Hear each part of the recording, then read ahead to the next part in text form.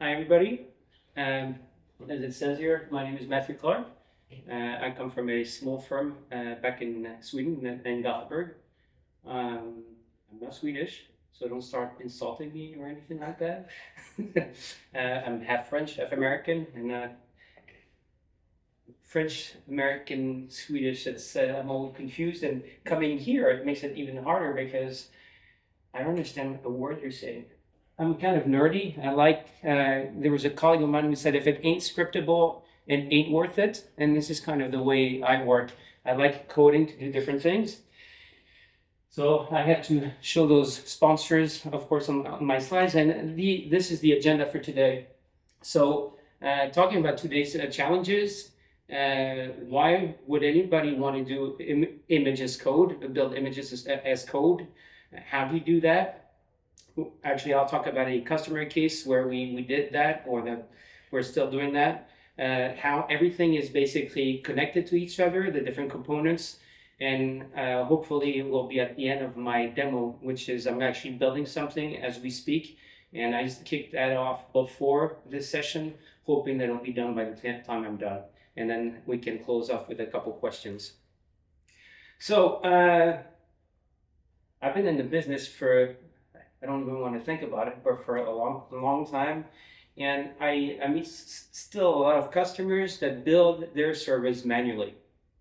And now that I've lived in Sweden as long as I have, I know how people function in Sweden. They on Friday night they go all out, they drink a lot, they get really wasted, and then do the same thing on Saturday, and then Sunday they start recovering, but by Monday they haven't recovered. And if you're going to get a guy to build an image that is supposed to be, according to the documentation that usually fails, he may miss a step. And then suddenly the image that was supposed to be built in a certain way is actually different from what it's supposed to be. So you can't rely on people building stuff because at some point they're going to make a mistake. So that's one thing. The other one is lack of test processes. People build something, they assume they build it right, and I've seen people go right into production with what they've built, and then they see some funky results. So test procedures are lacking very often. Going back to documentation, I'm working for a huge customer now. When I got in there, they asked me for their design. I get into a customer with tens of thousands of users, and they want me to give them their design. But you've built that, you should have the documentation, but they didn't. And this is something that I see very often, very poor documentation. Another thing that I see very often is no disaster recovery plan. Everybody talks about DR plan, and every time I ask the question, yeah, it's work in progress. But I've never seen a finalized DR plan, ever. So, yeah. And then there's a vast amount of tools to build that don't go all the way, that are not used for the purpose they were built for, and this is another challenge that we see out there. So why would you want to use a tool or a set of tools or frameworks such as DevOps to maintain, in this particular instance, Citrix servers? Well, it's time saving because it's automated. You don't have to do any hands-on. You can schedule your job so that this given customer once a month, it will run automatically, go and pull new versions of software and deploy it. And if you want to redeploy something in the meantime, you can actually do it. You can say, okay, I want to rerun that job because I just got a new version of the application. By doing so, by automating, you're basically reducing the amount of errors you're going to see, because if something fails, you can actually see when it starts to execute in the framework. It's repeatable, and you do it, and that's a good thing. You can do that for your demo environment. You can do that for your test environment, your pre-prod, your production environment. You just change target, and then you do whatever you want to do. I was on a project for a customer in the States, and they had a security breach, and they had an on-prem environment, and everything went to shit. Everything, and they had to build everything from the ground up. They had no DR plan, they had nothing. And I had to step in and help them build everything up, but it took weeks.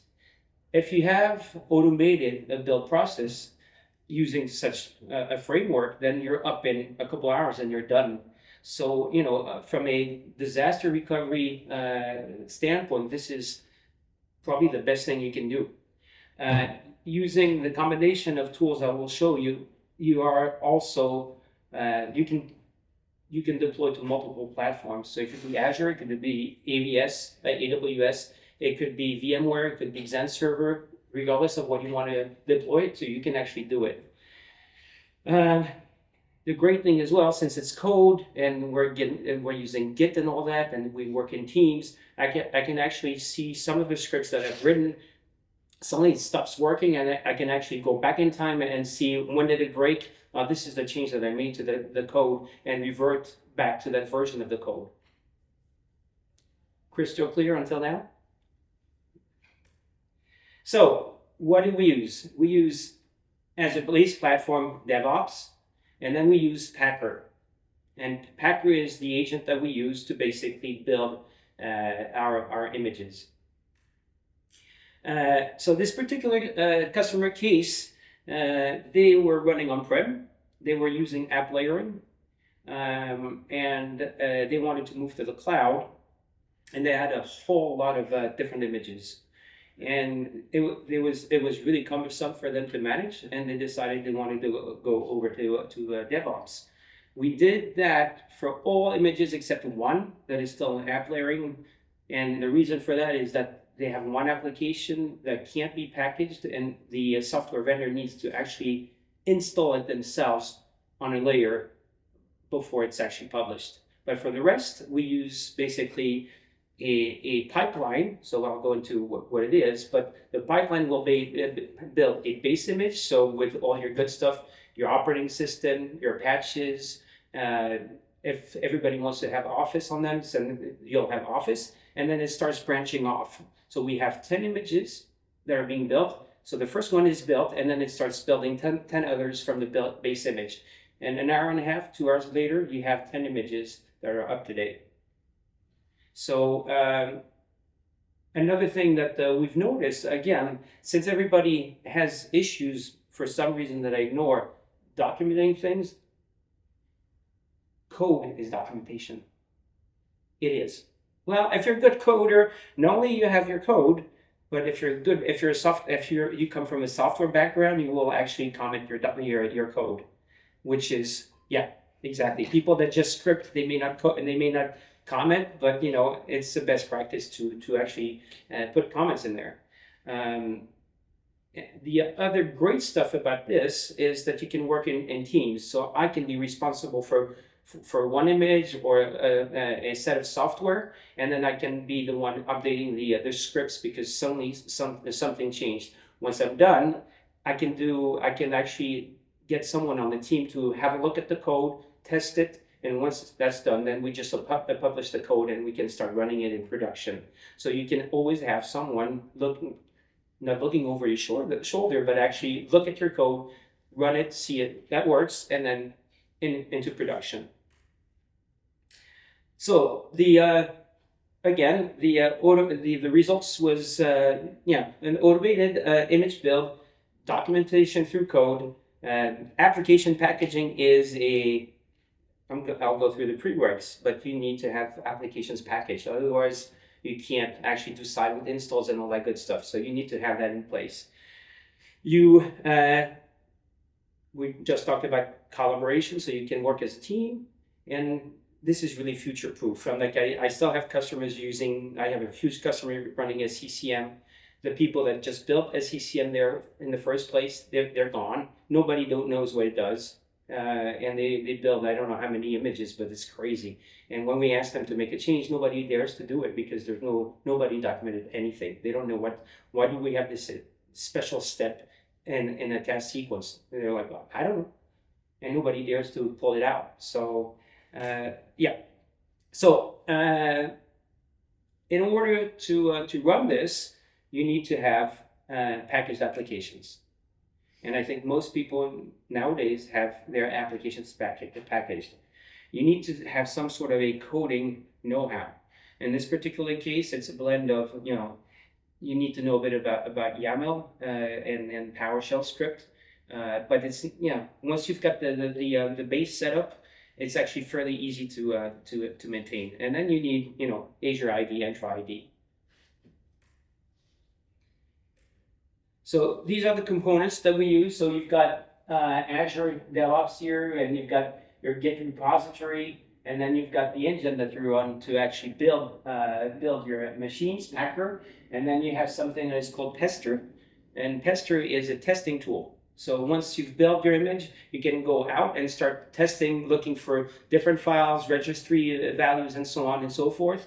And if for some reason there's something missing, then you say, well, there's an error, and then basically you won't go ahead with publishing the image itself. So you can do a rollback, clean up after yourself, and in this particular case in Azure, remove the resource group and all that, and then alert the admin that the build was not successful. And what we do here as well is we use the Citrix Cloud API.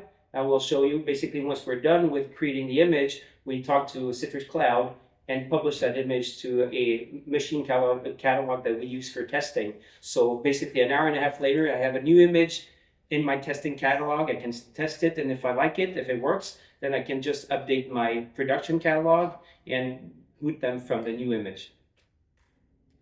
So this is basically how it looks like. So you've got your DevOps organization. So the image management project is the project that I'm running things off of right now. The repo is a Git repository that I use to pull my scripts. All my scripts are stored in there, and so on and so forth, and my pipelines as well. And then in my Azure tenant, because here I'm deploying to Azure,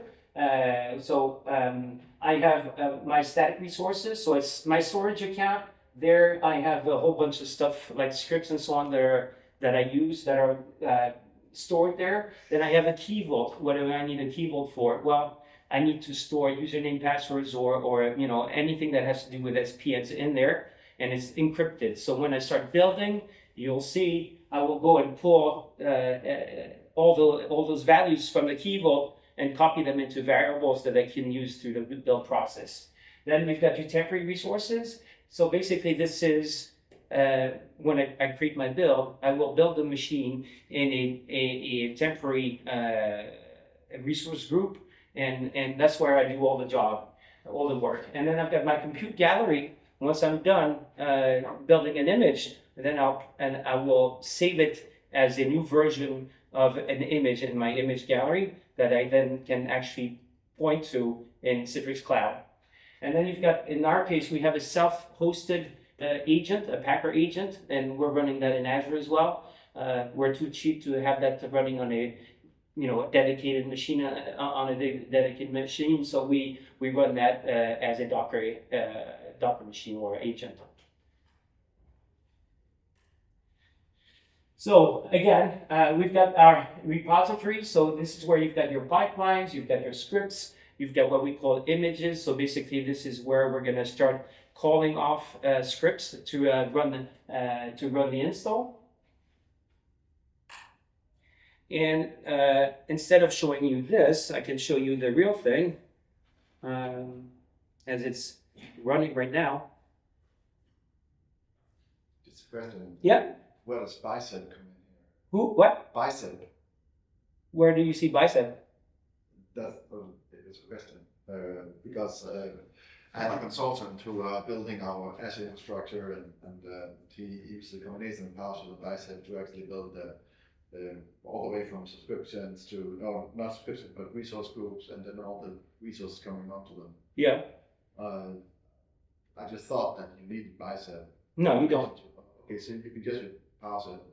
Yeah. And Packer. Yeah. Okay. Yeah. Cool. Yeah.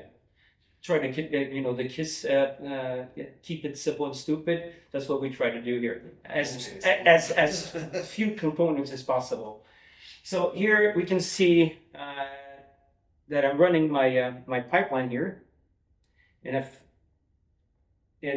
basically, if I go through what we did, is here we download the secrets from the Key Vault first, and then, it was before, so we initialized our variables. Then we get the variables from the Key Vault, and then we store them into the variables. Here, I basically go and get the image definition I'm building an image for MCS. So I basically get the framework to run that build. And then what I do, which we don't do at the customer side, there is a manual process, but the the Packer agent is software, and what we make sure here to do is that we want to run always the latest version of the Packer agent. So we go and talk to the Docker, and then we install the latest version of the Packer agent. And then we start running Packer, and that's where we start calling off all our scripts to build everything. And then once that's done, we'll publish the test results. We're not there yet, so tester will be running, and then we'll be uploading the artifacts, and we'll have a look at it once it's done. But you can see we've been running for about an hour and 5 minutes. And there you go. So basically, we fixed the image definition. So in this case, it's for MCS. We get the variables from the vault, and then we start Packer to build the image itself. So basically, when I first started working with this, I had a colleague of mine who was super nerdy that could give me the global picture, but not go into the details. And for me, as I was a beginner, I had never really touched the thing. It didn't make any sense, but now it does. So basically what Packer does is it runs scripts remotely from the agent onto the target machine. So it'll trigger PowerShell scripts on the target machine. And well, the scripts will run like, install an application, do an update of Windows, whatever you want to do. And everything is happening on a VM machine that is in a temporary resource group, okay? And then if we're happy with, and you can see, we go and fetch the media, and that's the media, that's where we use the Git repository. And then once we're done building everything, we test the image with tester, and if it's all good, then we upload the results from the test, and then after that, we will upload the version of the image we just installed to the image gallery. So it'll be a new version of it. And basically, once we're done doing all that, Microsoft, they're pretty good at charging for stuff. So we want to clean everything after we're done building. So we remove all the temporary resources that we have, and then once we're done with that, in this particular case, then we kick off the MCS update. So basically, we talk to Citrix Cloud and update the image. And so with tester, basically, it's also scripting. It's again scripting, mainly PowerShell. You can again say, okay, well, if the workspace agent or the workspace client is installed on my VDA, these are the files I need to look for. And if they're not there, then I can say, okay, there's an error, and then I will be proceeding with publishing the image. Here, this is where we'll see that we start upgrading or updating the image, and that's funny when you go into the console. You can see an image replaced by the DOS API, so it came from the scripting that you did. So hopefully we'll be soon done with the image. Any questions in the meantime? Hopefully I'll be able to show it to you soon. Yep. With the tester, you only check if the files are there, or you also check if the image is working correctly? You can't test that the image is working correctly. This is what you do in the next phase once it's set in your machine catalog. Mm-hmm. Yeah. And unlike what you want to test for is as far as your imagination can go. You write a PowerShell script to do a whole bunch of nifty stuff, and if at the end of the script it didn't go the way you wanted, then you can just throw an error and say, okay, well, that didn't work for us.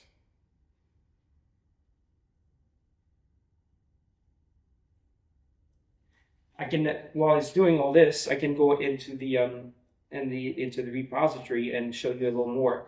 So this is my pipeline that I'm running right now. And you can see that here I've got, this is the way I schedule the run itself. So I had forgotten that this was running. So the other day I got an email from DevOps saying, well, we're done updating the image. So it runs automatically. And here you can see I'm pointing to the image that I'm going to be creating, which is Citrix MCS. And I'm using self-hosted pool. You can actually see if you go into project settings here and you go into agent pools, and here you can see I've got this agent running. You can see which one it is. So if I go back here again, so my pipeline is first running the MCS build. This little piece of this like one line is the one that is responsible for updating the Packer agent.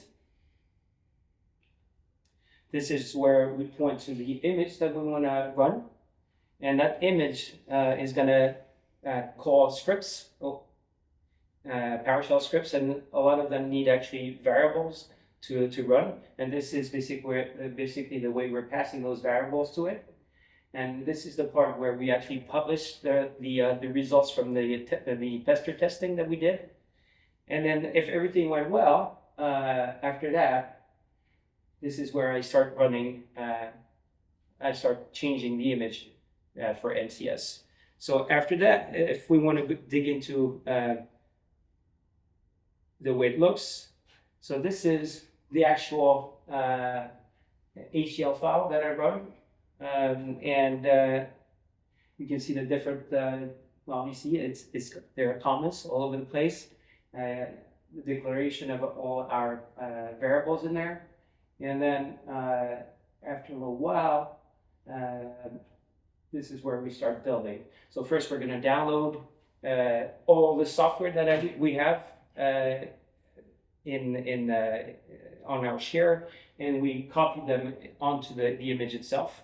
And when Packer calls those scripts, they call the local scripts. They're on the machine itself.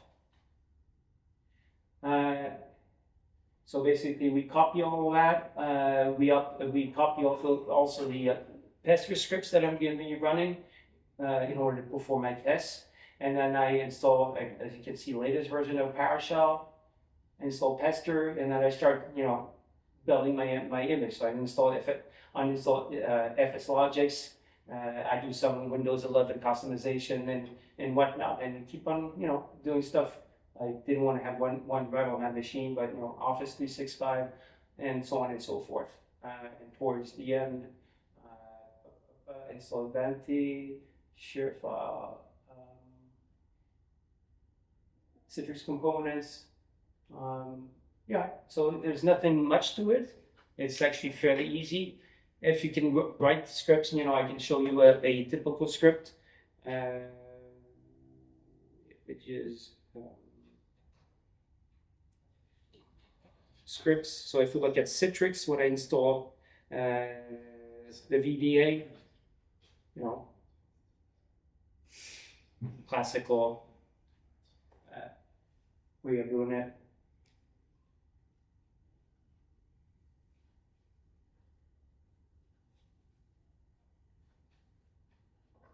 Any questions?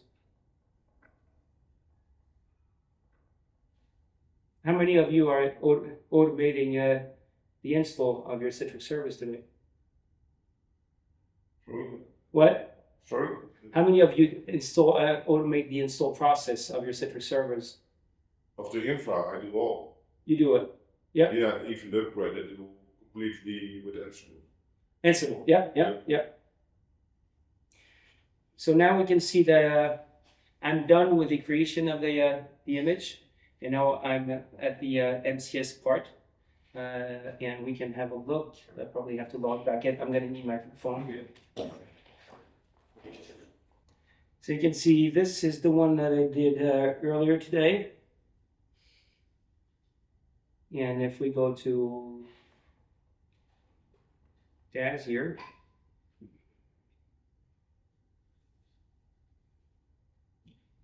And then look at the machine catalogs. You can see that I'm in the process of updating that one.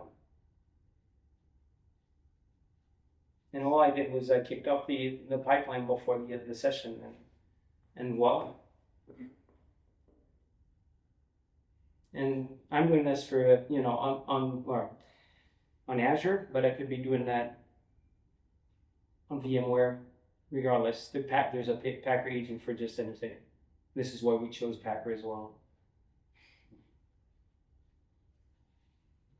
So you're saying you could basically rebuild your whole infrastructure if you wanted to build all those images with code. So in the DR situation, yeah, it would be quite a lot easier. Yeah, and I'm like, you can do that for Citrix stuff, but you can do that for other servers. So this is not limited to Citrix. No, we have ABD. So. Yeah. Oh, golden image built through Python. Yeah. But you not only should do it for the VDA, but also for the rest of the infra. Yeah, that's... What we built at my company is we completely can install and update the Citrix infra, the storefront, the delivery controllers, everything automated. Updated also automatically in 2 hours time. The complete environment is updated without a single touch. Yeah, that's very good. Fast. Yeah. Yeah.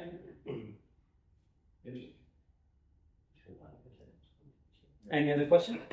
Yep. I was a bit faster than I thought I would be, but yeah. The question is that if anyone If anybody dares ask me questions.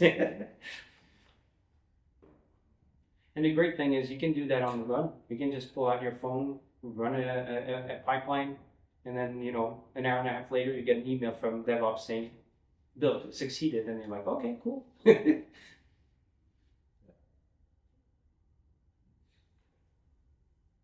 Okay, well, that's it for me. Thanks for coming. Thank you. Thank you very much.